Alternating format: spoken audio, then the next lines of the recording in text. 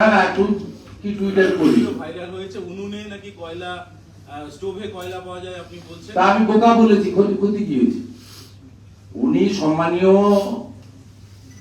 জাতীয় নেতা বলে নিজেকে দাবি করেন, এতদিনের সাংসদ, নিশ্চয়ই নেতা। তিনি বলছেন সকালবেলা উঠে আমরা কি করি, আমরা স্টোভের উপরে কয়লা দিয়ে চা বানাই। এটা কি বলে? এই কথাটা কি বুদ্ধিমানের কথা না বাস্তবসম্মত কথা না বোকাদের কথা? বোকার মতো কথা বলেছে, সেটাই বলেছি বোকা বলে, সঙ্গে কোনো অশালীন অসংসদীয় নই। এখানে আমাদের চলতি শব্দে বোকাটাকে যে ভাষায় বলে আমাদের পশ্চিমবঙ্গে, সেই শব্দ প্রয়োগ হয়েছে। এতে কোনো ব্যক্তিগত আক্রমণও নেই, কোনো অসংসদীয় বক্তব্য নেই। উনাকে এগুলো ঠিকঠাক করতে হবে। উনার অনেকদিন হয়ে গেল, উনি অনেক দিনের সাংসদ, অনেক বয়সও হয়ে গেল, আমার সমানই প্রায় বয়স, 54 বছর। তা উনাকে ঠিকঠাক করতে হবে। এয়ারপোর্টে তো সবজি বিক্রি হয় না, আটা তো কেজি বলতে হয়। আটাকে যদি বলেন 40 টাকা লিটার, এসব নিজেকেও ঠিকঠাক করতে হবে। ঠিকঠাক করে বললে এসব সমালোচনা হবে না, বুঝছেন?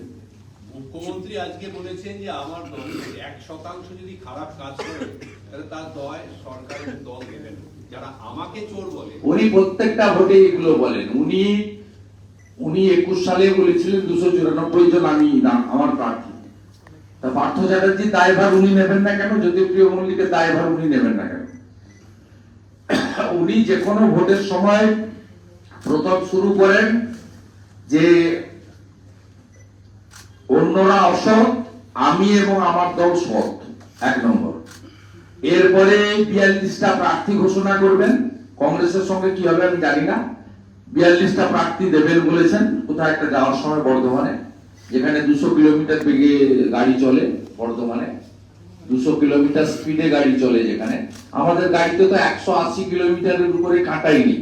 যাই হোক, তা তিনি সেখানে গিয়ে বলেছেন যে আমি 42টাতেই লড়বো। এবারে 42 জন যখন দাঁড়াবেন বলবেন কাউকে কোথাও দেখার দরকার নেই, আমাকে ভোট দিন। এবার 42টার মধ্যে আবার যেটা ধরা পড়বে 6-9 মাস পরে, তখন বলবে ও করতো, আমি এগুলো জানতাম না।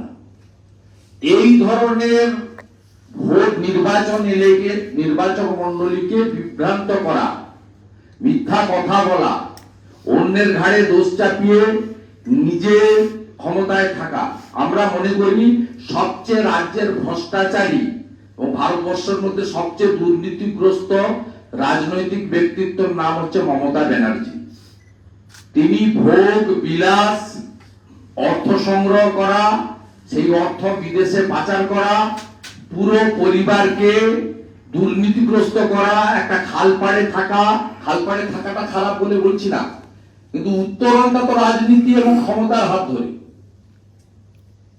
উনার যদি 11 সালের আগে এবং আজকে আপনি কম্পেয়ার করেন, উনি এবং উনার যৌথ পরিবার, তাহলে সহজেই অনুমেয় যে দুর্নীতির মক্ষী রানী বা দুর্নীতির চূড়ামণিটাকে, সেটা হলো মমতা ব্যানার্জি। তাই সবাই এখন চোর মমতা বলছে। উনি খুব বিচলিত যে চোর মমতা তাকে শুনতে হচ্ছে। এটাও তিনি বলেছেন বলে আমি দেখলাম যে চোর মমতা শুনতে হচ্ছে। স্বাভাবিকভাবে যিনি নিজে এই দুর্নীতির স্রষ্টা, জনক এবং দুর্নীতির সবচেয়ে বড় ভাগীদার, উনার এক নেত্রী দোলা সেন অনেক আগেই বলেছিলেন যে 75 ভাগ কলকাতাতে পৌঁছে দিতে হবে, 25 ভাগ আপনারা রাখবেন। এই ফর্মুলা তো এই রাজ্যে সর্বজন বিদিত। স্বাভাবিকভাবে যিনি নিজে চোর, যার নামই এখন চোর মমতা হয়েছে, অনেকে আমাকে রিকোয়েস্ট করেন যে ডাকাত মমতা কেন বলেন না। ডাকাত মমতা হয়তো বলতে হবে পরিবেশের সাথে সাথে, এখনো তো অনেক পিকচার বাকি আছে। তা যিনি নিজেই দুর্নীতির সঙ্গে যুক্ত, তার কাছ থেকে এসব প্রশ্ন, মানে এসব সাফাই উত্তর দেওয়ার দরকার নেই। আর সাথে সাথে তিনি শুধুমাত্র ভোট নেওয়ার জন্য, জনগণকে বিভ্রান্ত করার জন্য সরকারি অর্থে এই কাজগুলো করে বেড়াচ্ছেন। আমি আপনাকে আবার বলছি, আমি বাধা দান করার পরে মিড ডে মিলের টাকা খরচ বন্ধ হয়েছে এইসব কাজে, এসসি এসটি ডেভেলপমেন্ট কর্পোরেশনের টাকা ভাঙা বন্ধ হয়েছে। উনি বর্ধমান থেকে কোচবিহার পর্যন্ত যে কর্মসূচিটা করলেন, আমার কাছে কমপ্লিটলি তথ্য প্রচার আছে। স্বচ্ছ ভারত অভিযানের অর্থ থেকে ডিএমরা করাচ্ছেন। প্যান্ডেল, গাড়ি, অ্যারেঞ্জমেন্ট সমস্ত অর্থ ভারত সরকারের স্বচ্ছ ভারত অভিযানের অর্থ থেকে miss appropriation of the fund করে আবার একটা দুর্নীতি তিনি করতে বেরিয়েছেন এসব করতে জেলায় জেলায়। উনি বলছেন এগুলো সব নাটক বিজেপি করছে, কারণ ওরা ফোন করে করে বলছে হয় আমাদের সঙ্গে আসো, তাহলে ইডি সিবিআই পাঠিয়ে দেবে। বিজেপি করছে এগুলো। না, বিজেপি কোনটা করছে বলুন? পশ্চিমবঙ্গে যে স্ক্যাম গুলো ইনভেস্টিগেশন করছেন, পঞ্জি স্ক্যাম থেকে শুরু করে যদি 10-12 বছরের হিসাব করেন, পরবর্তীকালে কোল কাউ স্মাগলিং থেকে শুরু করে লেটেস্ট ফুড স্ক্যাম থেকে শুরু করে মিউনিসিপাল রিক্রুটমেন্ট স্ক্যাম, আপনি বলুন কোন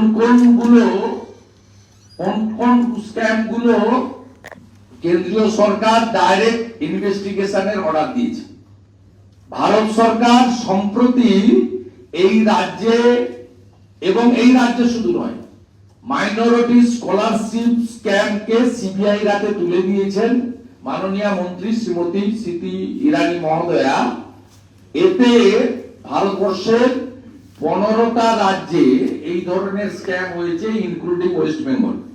আর মিড ডে মিলের ক্ষেত্রে আমার বিরোধী দলনেতা হিসেবে দেওয়া তথ্য প্রমাণ অভিযোগের ভিত্তিতে যে টিম এসেছিল, সেই টিমের রেকমেন্ডেশনে ক্যাগের অডিট রিপোর্ট এবং জয়েন্ট ইন্সপেকশন টিমের জিআরএম এর রেকমেন্ডেশনে সিবিআই কে দেওয়া হয়েছে প্রাথমিক তদন্ত করার জন্য। এই দুটো বিষয় ছাড়া সমস্ত স্ক্যাম এবং যারা ভিতরে জেলের ভিতরে আছে সমস্ত আপনার কোর্ট মনিটরিং এবং কোর্টের হস্তক্ষেপ হয়েছে। উনি কয়েকশো কোটি টাকা জনগণের ক্ষতি করে দামি দামি ব্যারিস্টার নামিয়েছিলেন। সুপ্রিম কোর্টও এগুলো প্রায় রিজেক্ট করেছে, মিউনিসিপাল রিক্রুটমেন্ট স্ক্যাম সহ। শীতলকুচির প্রসঙ্গে বিএসএফ কে নিশানা করছেন মুখ্যমন্ত্রী, কিন্তু এই যে শাহজাহানকে এখনো পর্যন্ত পুলিশ গ্রেপ্তার করতে পারেনি, সে বিষয়ে মুখ্যমন্ত্রী কিছু বলছেন না। এবং আজকে যখন ব্যারাকপুরে দেখা গেছে বিরোধীরা আইন শৃঙ্খলার বিরুদ্ধে গিয়ে যেরকমভাবে তারা অবরোধ করেছেন, বিক্ষোভ করছেন, সেখানে লাঠিচার্জ করা হচ্ছে। গণতন্ত্র কোথায়? প্রথমত বলি, শাহজাহান পুলিশের সংরক্ষণে আছে, এটা মমতা ব্যানার্জি নিজে জানে। কারণ শাহজাহানদের মমতা ব্যানার্জির খুব দরকার। আগামী লোকসভা নির্বাচনে বসিরহাটের বৈতরণী পার করতে গেলে শাহজাহানকে একান্ত ভাবেই তার লাগবে। তিনি তার পদ বাঁচানো, তার রাজনৈতিক যে শ্রীবৃদ্ধি বা অস্তিত্ব টিকিয়ে রাখার জন্যই এই ধরনের লুম্পেন মাফিয়া, ছোট ছোট ডন তৈরি করেছেন এবং পুলিশকে দিয়ে তাদেরকে আড়াল করে সংরক্ষিত করে রেখেছেন। তাই শাহজাহানের বিষয়ে আপনি মুখ্যমন্ত্রীর মুখ থেকে একটাও বাক্য শব্দ পাবেন না। আর দ্বিতীয়ত, ব্যারাকপুরের ঘটনায় আমাদের লোকেরা কেউ অবরোধ বিক্ষোভ করতে যায়নি। শান্তিপূর্ণভাবে আগে থেকে জানানো আইন অমান্য কর্মসূচি ছিল। আইন অমান্য, রাজনৈতিক আইন অমান্য কর্মসূচিতে প্রথম ব্যারিকেড ভাঙতে দেওয়া হয়, সেটা আমাদের লোকেরা ভেঙেছে under the leadership of state president and district president. পরবর্তী যখন থাকে সেখানে এখন যাতে ক্যাজুয়ালিটি না হয় সেজন্য জল কামানের ব্যবস্থা গোটা দেশেই আছে। সেই জল কামান দিয়ে ডিসবার্স করে দেওয়া হয়েছে। আনপ্রভোকড মব ছিল, অতএব ওখানে কেউ অবরোধ করেনি, ওয়ান সাইডেড হয়েছে। এবং এটা ওখানকার পুলিশ কমিশনারেট করছে যাতে ভারতীয় জনতা পার্টির পক্ষে লোকজন কর্মী সমর্থকরা না নামেন, ভয় পেয়ে যান।